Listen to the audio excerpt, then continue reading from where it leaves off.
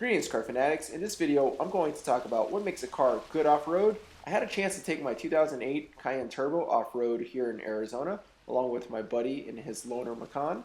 I'm going to cover the key elements to making a car good off-road. The first is ground clearance. This is important so your car doesn't make contact with the ground. The Macan fortunately was equipped with air suspension, which allowed it to go from just over 7 inches of ground clearance to 9 inches with a push of the button. My 2008 Cayenne Turbo has air suspension and it was set to the highest setting, which gave me just under 11 inches of ground clearance. On this trail, both cars had no issues with ground clearance whatsoever. The second important element is a good four-wheel drive or all-wheel drive system. This allows you to put down power to the ground. Lesser four-wheel drive systems don't do a good job sending power to the wheels with grip. Instead, they use open differential setups that try to send power to the path of least resistance, which usually are the wheels without traction.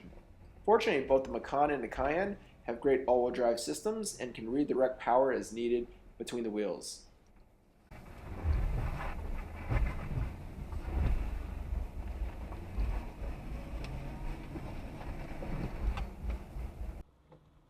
The last element that is important for off-roading is suspension articulation, aka suspension travel.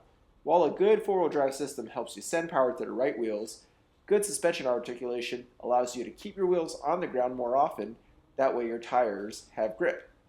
Had the trail been more rutted, I think the Macan and my Cayenne would have had some issues here with articulation because they do have sporty suspension setups. However, their great all-wheel drive systems can at least help compensate by sending power to the right wheels with traction.